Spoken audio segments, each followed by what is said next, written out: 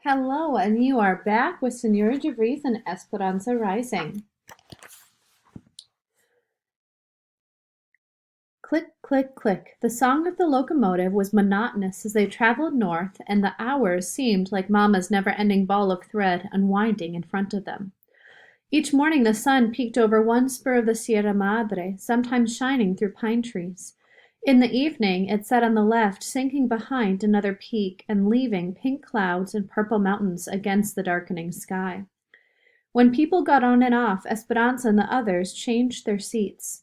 When the car filled up, they sometimes stood. When the car was less crowded, they put their valises under their heads and tried to sleep on the benches. At every stop, Miguel and Alfonso hurried off the train with a package.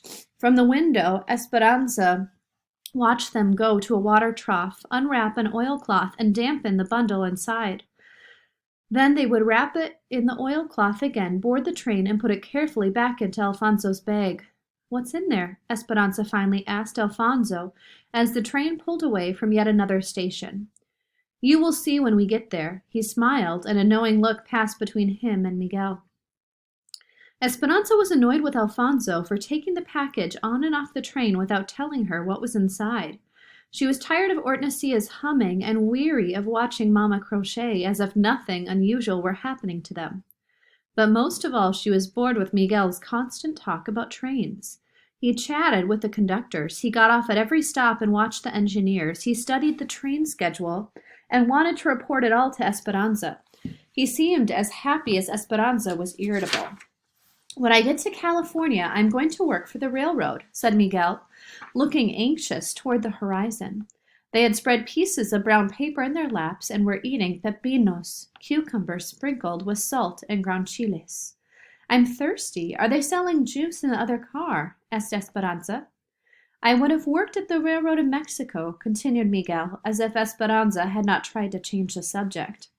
"But it is not easy to get a job in Mexico. You need una palanca, a lever, to get a job at the railroads. I had no connections, but your father did.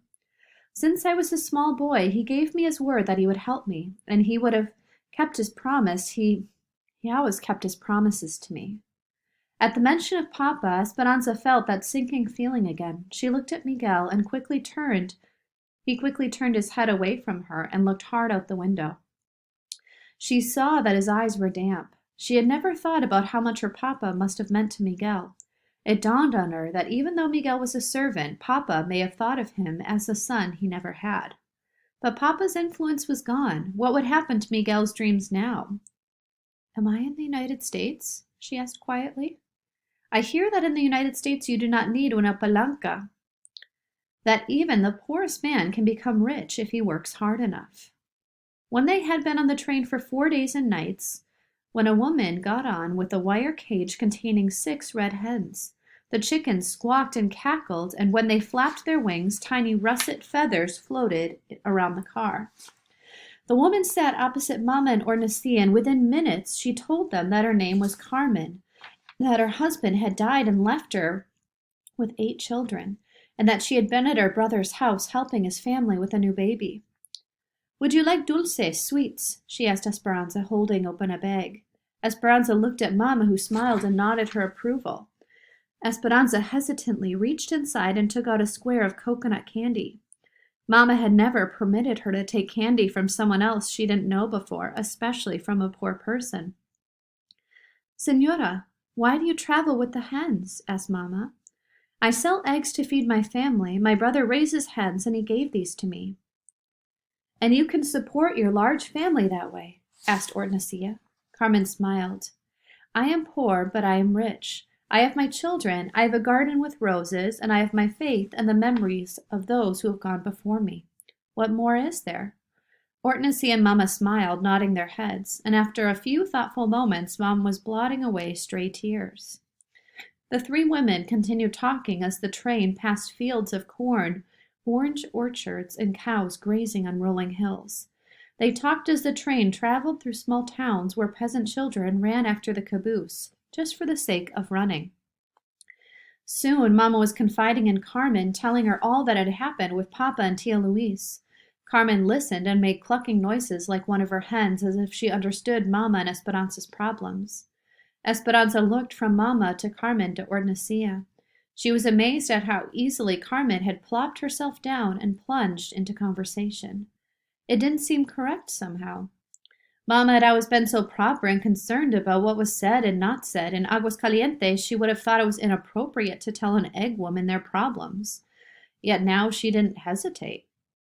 Mama, whispered Esperanza, taking on a tone she had heard Mama use many times. Do you think it is wise to tell a peasant our personal business?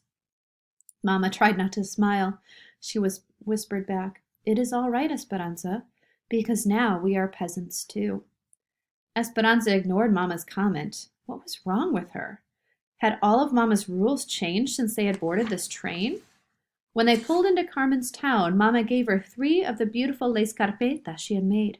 For your house, she said. Carmen gave Mama 2 chickens and an old shopping bag she tied with a string. For your future, she said. Then Mama, Hortensia, and Carmen hugged as if they had been friends forever. Buena suerte, good luck, they said to one another. Alfonso and Miguel helped Carmen with her packages and the cage of chickens. When Miguel got back on the train, he sat next to Esperanza near the window. They watched Carmen greet her waiting children, several of the little ones scrambling into her arms. In front of the station, a crippled Indian woman crawled on her knees, her hands outstretched toward a group of ladies and gentlemen who were finely dressed in clothes like the ones that used to hang in Esperanza and Mama's closets. The people turned their backs on the begging woman, but Carmen walked over and gave her a coin and some tortillas from her bag. The woman blessed her, making the sign of the cross. Then Carmen took her children's hands and walked away. She has 8 children and sells eggs to survive. Yet when she can barely afford it, she gave your mother 2 hens and helped the crippled woman, said Miguel. The rich take care of the rich, and the poor take care of those who have less than they have. But why does Carmen need to take care of the beggar at all? Said Esperanza. Look, only a few yards away is the farmer's market, with carts of fresh food. Miguel looked at Esperanza, wrinkled his forehead, and shook his head. There is a Mexican saying, full bellies and Spanish blood go hand in hand. Esperanza looked at him and raised her eyebrows. Have you never noticed, he said, sounding surprised, those with Spanish blood who have the fairest complexions in the land are the wealthiest. Esperanza suddenly felt guilty and did not want to admit that she had never noticed or that it might be true. Besides, they were going to the United States now, and it would not be true there. Esperanza shrugged. It is just something that the old wives say. No, said Miguel, it is something the poor say. Los melones, the cantaloupes. They reached the border at Mexicali in the morning. Finally, the train stopped moving and everyone disembarked. The land was dry and the panorama was barren except for date palms, cactus, and the occasional squirrel or roadrunner. The conductors herded everyone into a building where they stood in long lines waiting to pass through immigration. Esperanza noticed that the people in the first cars were escorted to the shortest lines and passed through quickly.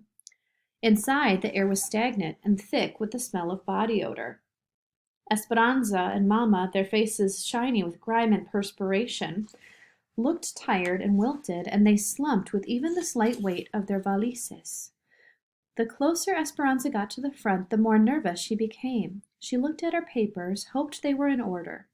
What if the officials found something wrong? Would they send her back to her uncle's? Would they arrest her and put her in jail? She reached the desk and handed over the documents. The immigration official seemed angry for no reason. Where are you coming from? He said. She looked at Mama, who was behind her. We are from Aguascalientes, said Mama, stepping forward. And what is your purpose for entering the United States? Esperanza was afraid to speak. What if she said the wrong thing? To work, said Mama, handing him her documents as well. What work? Demanded the man. Mama's demeanor changed. She stood up straight and tall and deliberately blotted her face with a handkerchief. She looked directly into the official's eyes and spoke calmly as if she were giving simple directions to a servant. I am sure you can see that everything is in order. The name of the employer is written there. People are expecting us. The man studied Mama. He looked at their faces and then the pages and then their faces again. Standing tall and proud, Mama never took her eyes from his face. Why was this taking so long? Finally, he grabbed the stamp and pounded each page with the words Mexican National. He shoved their papers at them and waved them through. Mama took Esperanza's hand and hurried her toward another train. They boarded and waited an hour for all the passengers to get through immigration. Esperanza looked out the window. Along the track, several groups of people were being prodded onto another train heading back towards Mexico. My heart aches for these people. They came all this way just to be sent back, said Mama. But why? Asked Esperanza. Many reasons. They had no papers, false ones, or no proof of work. Or there might have been a problem with just one member of the family, so they all chose to go back instead of being separated. Esperanza thought about being separated from Mama and gratefully took her hand and squeezed it. Almost everyone had boarded except for Alfonso, Ornesia, and Miguel. Esperanza kept looking for them, and she became more anxious with each passing minute. Mama, where are they? Mama said nothing, but Esperanza could see the worry in her eyes too. Finally, Ornesia got on. The train's engines began to chug. Her voice tense, Esperanza said, "What happened to Alfonso and Miguel?" Ornesia pointed out the window. They had to find water. Alfonso was running toward the train with Miguel close behind, waving the secret package and grinning. The train slowly started moving as they hopped on. Esperanza wanted to be angry at them for making her anxious. She wanted to yell at them for waiting until the very last minute just so they could find water for their packages. That was probably nonsense anyways. But looking from one to the other, she sat back limp with grief, happy to have them all together surrounding her, and surprised that she could be so glad to be back on the train. And that is where we're stopping for today. Thank you. Please answer the discussion post.